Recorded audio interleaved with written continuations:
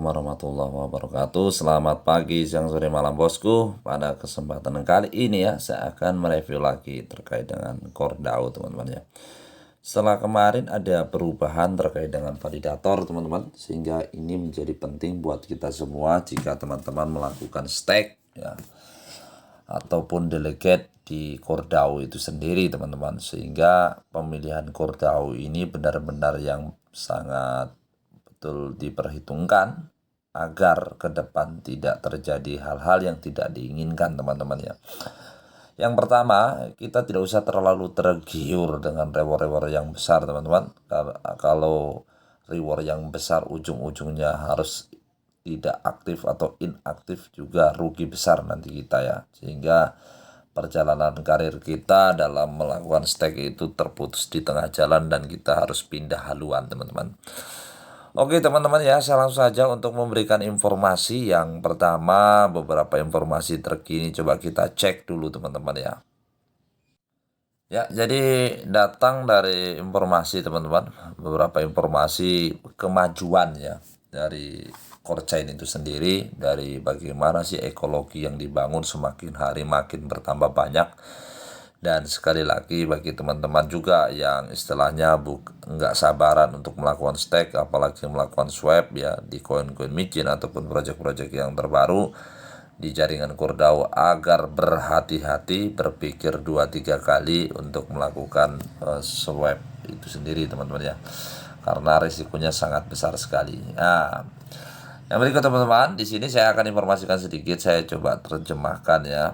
Nah, terkait dengan beberapa informasi yang kemarin juga ini pada tanggal 18 Februari ada 2,1 juta ya alamat yang ditambahkan public core teman-teman ya. Jadi di scan Core DAO ini ada sekitar 2,1 juta alamat wallet ya. Lebih dari 37 juta dijanjikan dan lebih dari 50 juta sudah beredar ya. Circulating supply-nya kan sekitar 50-an juta teman-teman ya. Makin hari Core DAO ini makin banyak peminat ya. Walaupun harganya sekarang masih ya berputar-putar $3. Tapi kalau melihat antusiasme ini pasti ya tidak kalah saing, nanti akan bisa menjadikan harganya makin terbang teman-teman.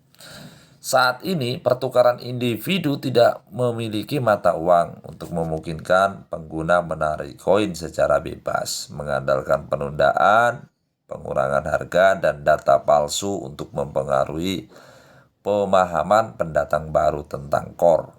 Taruhan inti itu adalah staking ya teman-teman ya, adalah berkah terbesar bagi pengguna untuk mempertaruhkan dan diambil kapan saja teman-teman ya. Ya ini ya informasi terkini teman-teman ya. Jadi dari data scan Core DAO ya memang sih setiap hari selalu ada kemajuan yang signifikan dan itu menjadi prestasi buat si Core DAO itu sendiri. Di samping pihak koin Core DAO itu sendiri yang sampai hari ini masih kompetitif, kita lihat lagi gebrakan apa lagi yang kita tunggu-tunggu, karena memang kemarin juga terkait dengan apa ya teman-teman ya, airdrop ya, yang kemarin kan harusnya tes koin itu sudah berakhir tapi ternyata di restart ulang teman-teman, sekarang baru menuju ke 20% ya. Makanya kira-kira misteri apa lagi teman-teman ya, kita berharap ya dan bersabar teman-teman ya. Banyak komentar-komentar negatif juga yang sudah dilontarkan di sini ya, seperti itulah kenyataannya teman-teman. Di samping itu ya teman-teman ya, di sini lewat Documenting Core ya. Documenting Core ini mengatakan bahwa Core memiliki 5,6 miliar ya US dollar dan ditambah dengan likuiditas ya. Pesanan pembeli mendominasi teman-teman ya, adalah permata sejati. Saya belum pernah melihat koin dengan kapitalisasi sampai 175 miliar US dollar dengan volume perdagangannya itu sampai 70 miliar US dollar dan ditambah likuiditasnya itu sampai 5,6 miliar US dollar, terdiri dari berbagai tawaran. Ini permintaan pasti lebih tinggi ya, ini permintaannya ini lebih tinggi dari pasokan yang ada teman-teman. Ya kita harapkan ya mereka dengan strategi apapun ya dengan apakah strategi staking, apakah nanti strategi menahan circulating supply, atau dengan strategi-strategi yang lain, tentunya itu bisa membawa harga core itu jauh lebih kompetitif, teman-teman. Jadi seperti itu. Yang berikut menurut data Gecko Terminal, teman-teman ya. Nah, jadi kemarin tadi malam itu LFG itu sudah bisa di swap ya, dan bisa di tradingkan. Ini termasuk LFG itu masuk dalam koin yang paling banyak dilihat, teman-teman. Dan di sini presentasinya sudah mencapai 135% ya. Dan ini memang sangat viral sekali, teman-teman ya. Di sisi lain ya, saya perlu jelaskan lagi, dalam waktu 24 jam transaksi yang menggunakan jaringan CoreDAO itu ada sekitar 96.000 ya, teman-teman, US dollar, teman-teman. Yang berikut itu merupakan sebuah prestasi yang lebih besar, di mana ya dengan volume perdagangan mencapai 3,8 ya, teman-teman ya, 3,8 juta ya. Perubahan sebesar 757%, teman-teman, sehingga ini menjadi menarik ya, teman-teman ya. Di lain sisi, bagaimana sih gebrakan dari pihak CoreDAO ya dalam menaikkan harga, menahan kelangkaan. Yang berikut programnya dengan melakukan staking. Yang berikut di sini juga utilitas atau ekologi project dari CoreDAO itu sendiri makin hari makin ngegas, teman-teman ya. Ini apalagi kenaikan sampai 754% ini merupakan prestasi yang luar biasa dari jaringan CoreDAO itu sendiri. Yang berikut ya, saya akan bahas terkait dengan koin-koin ya, teman-teman. Ini yang total koin yang melakukan delegate itu 37 juta ya, teman-teman. Dan di sini saya mau informasikan ya, validator itu kalau sesuai white paper itu hanya 21, teman-teman ya, 21 ya. Kalau misalkan nanti ada 20, istilahnya dilebihkan 2 ya. Untuk apa? Dari kinerja 21 validator itu selalu diawasi ya, diawasi oleh pihak konsensus itu sendiri ya. Kinerjanya seperti apa? Yang pertama terkait dengan komisi, yang kedua terkait dengan pemberian reward ya. Itu mereka perhitungkan sama sekali ya. Kenapa? Yang paling penting itu adalah validator itu dalam memberikan reward kepada si delegator ya.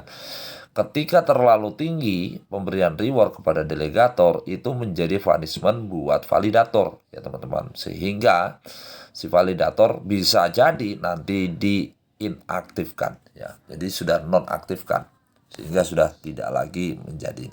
Dan nanti pasti akan ada validator-validator baru, teman-teman ya. Validator-validator baru yang sepertinya ya, kalau sesuai mekanisme, sesuai pemikiran saya, teman-teman, itu selalu ada daftar antrian yang ingin menjadi validator ya. Dan mereka itu selalu memonitor validator yang nggak jelas, nggak kinerjanya jelek ya, akan dibuang, teman-teman. Nah, di sini, teman-teman, yang pertama saya katakan ya, kalau sebelum-sebelumnya itu komisi sampai 100% ya, bahkan kemarin saya itu ikut itu 108% ya, sehingga sekarang turun jadi 80%. Itu juga saya lihat, itu juga perintah juga dari pihak stake CoreDAO, teman-teman ya, dari pihak CoreDAO-nya itu sendiri ya. Ketika tidak menuruti perintah itu ya, kalau kita lihat ya, teman-teman, di sini ya, semua rate-nya itu rate ya, teman-teman. Saya lihat rate dulu ya. Rate-nya 54%, ada 59%, 63%, ada 75%, 80% ya. Paling tinggi itu adalah 80%, teman-teman. 80,6 ya, 61, 62, 66 ya. Itu merupakan reward yang diberikan tertinggi. Wah, ini, teman-teman ya. Kenapa alasannya Wolfgate Lab ini dinonaktifkan ya? Karena ya pemberian reward rate-nya itu sudah 109%. Kenapa DAO validator 15 dinonaktifkan? Itu 171%. Itu artinya apa, teman-teman? Teman-teman kalau memilih validator ya, itu jangan juga terlalu ambisius untuk bisa mendapatkan reward yang tertinggi. Ujung-ujungnya nanti kalau misalkan terputus di tengah jalan jadi repot lagi, teman-teman ya. Jadi kita ikuti juga aturan main yang dilakukan oleh pihak CoreDAO ya. Di sini dikatakan ya kalau menurut data yang di sini ya rewardnya dari 50 sekian sampai 80, yang tertinggi 80,66 teman-teman ya. Ya teman-teman ikuti saja seperti itu. Kalau misalkan teman-teman ingin pilih 80 ya silakan ya. Saya pikir itu masih batas aman dari aturan yang diterapkan oleh pihak Kordao teman-teman. 80 ya silakan. Ini komanya juga sih nggak terlalu banyak komanya teman-teman ya. Jadi teman-teman bisa memilih first take pun ini 80,57 ya teman-teman ya.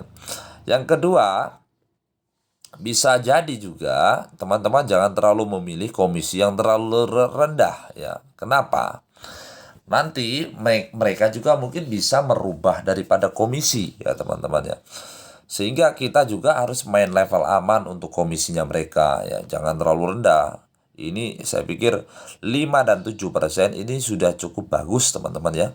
5 dan 7% ya. Kalau teman-teman memilih kayak ini Instone ya sampai 10% ya. Ya silakan, tapi terlalu tinggi juga ya teman-teman. Tapi kalau bagi saya aturan yang 7% atau 5% untuk komisinya validator itu sudah sangat ideal teman-teman ya. Jadi seperti itu. Jadi pertimbangan dalam memilih validator itu yang pertama terkait dengan reward rate-nya, jangan terlalu tinggi-tinggi amat ya.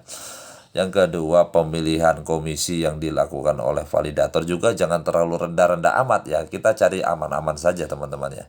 Saya pikir itu ya teman-teman ya yang saya bisa informasikan dari penjelasan saya ya. Dan teman-teman kalau punya pengalaman lagi terkait dengan validator ini, bagaimana persentasenya yang terbaik ya, tolong dicantumkan di kolom komentar yang terbaik seperti apa dari semua validator ini. Saya pikir demikian dulu yang saya bisa informasikan, semoga ini bisa bermanfaat. Wassalamualaikum warahmatullahi wabarakatuh.